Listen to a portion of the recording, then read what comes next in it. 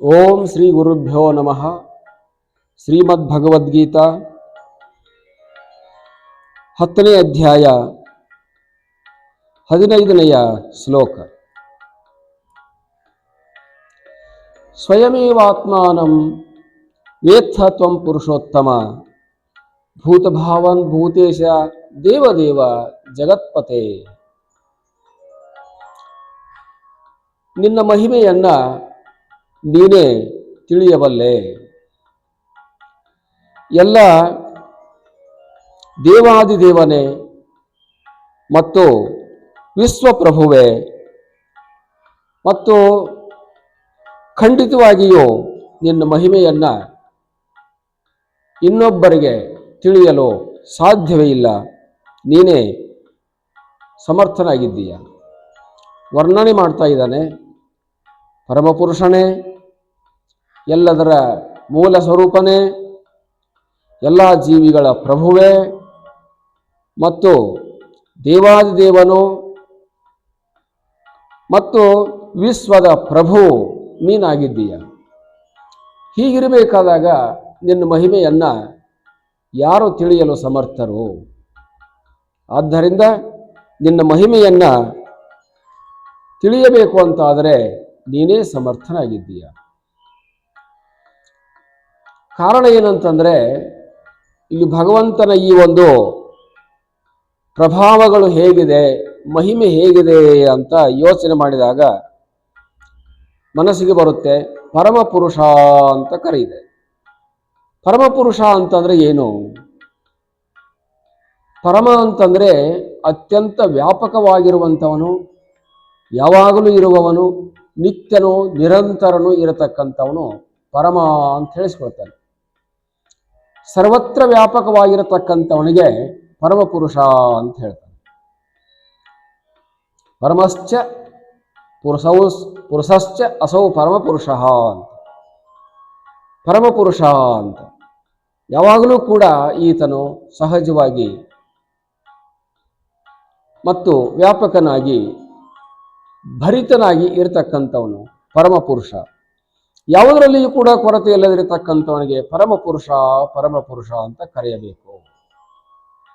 ಯಾವುದು ಕೂಡ ಆತನಿಗೆ ಅವಶ್ಯಕತೆ ಇಲ್ಲದಿರುವುದರಿಂದ, ಆತನೇ ಎಲ್ಲರಿಗೂ ಅವಶ್ಯಕನಾಗಿರುವುದರಿಂದ ಅವನನ್ನು ಪರಮಪುರುಷ ಅಂತ ಕರೆಯಬೇಕು. ಸರ್ವವನ್ನು ನಿಭಾಯಿಸಬಲ್ಲವನಾಗಿರುವುದರಿಂದ ಅವನನ್ನು ಪರಮಪುರುಷ ಅಂತ ಹೇಳಬಹುದು. ಸರ್ವವನ್ನು ತಿಳಿಯುವವನು ಅವನೇ ಆಗಿರೋದರಿಂದ ಅವನನ್ನು ಪರಮಪುರುಷ ಅಂತ ಹೇಳಬಹುದು. ಸರ್ವ ಕಡೆಗೂ ಕೂಡ ಇರುವವನಾಗಿರುವುದರಿಂದ ಅವನನ್ನು ಪರಮಪುರುಷ ಅಂತ ಹೇಳಬಹುದು. ಸರ್ವರ ಹೃದಯದಲ್ಲಿ ವಾಸವಾಗಿರುವವನಾಗಿರುವುದರಿಂದ ಅವನನ್ನು ಪರಮಪುರುಷ ಅಂತ ಕರೆಯಬೇಕು ಅಂತ ಹೇಳಲಾಗಿದೆ. ಹಾಗಾಗಿ ನೀನು ಪರಮಪುರುಷನು, ಎಲ್ಲದರ ಮೂಲ ಸ್ವರೂಪನಾಗಿದ್ದೀಯಾ ನೀನು.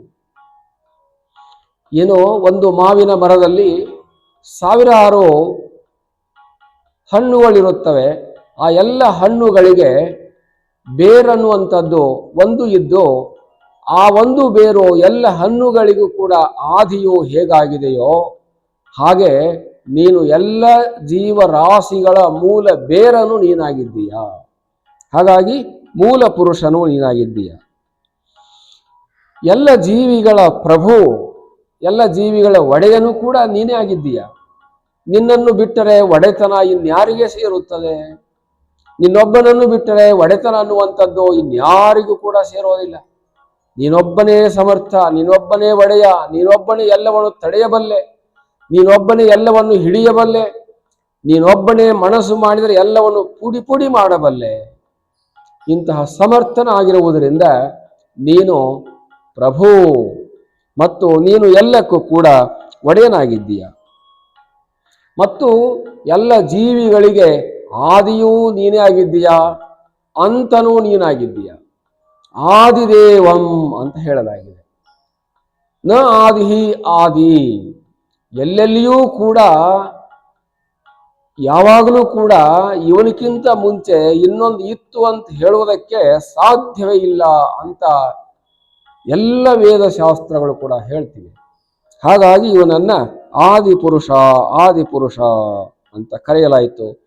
ದೇವತೆಗಳಿಗೂ ಕೂಡ ಆದಿಯಾಗಿರುವವನು ದೇವಾದಿ ದೇವ, ದೇವಾನಾಂ ಆದಿಹಿ ದೇವಾದಿ ದೇವ. ಎಲ್ಲ ದೇವತೆಗಳಿಗೂ ಕೂಡ ಇವನೇ ಆದಿ ಪುರುಷನಾಗಿರುವುದರಿಂದ, ಇವನೇ ಪರಮಪುರುಷನಾಗಿರುವುದರಿಂದ, ಇವನೇ ಪ್ರಭುವಾಗಿರುವುದರಿಂದ ಆದಿದೇವ. ವಿಶ್ವಧ ಪ್ರಭು, ಈ ಎಲ್ಲ ಜೀವ ಜಂತುಗಳಿಗೆ ಈತನು ಪ್ರಭುವಾಗಿದ್ದಾನೆ.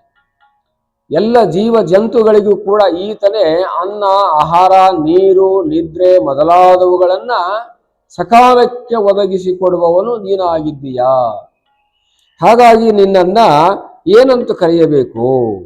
ಜಗತ್ಪತೆ, ಜಗತಃ ಪತೆ, ಜಗತ್ಪತೆ. ಎಲ್ಲ ಜಗತ್ತಿಗೂ ನೀನೇ ಒಡೆಯನಾಗಿರುವುದರಿಂದ, ಅನಂತ ಕೋಟಿ ಬ್ರಹ್ಮಾಂಡಗಳಿಗೆ ನೀನೇ ಒಡೆಯನಾಗಿರುವುದರಿಂದ ನಿನ್ನನ್ನು ಜಗತ್ಪತಿ ಎಂದು ಕರೆಯಲಾಗುತ್ತದೆ.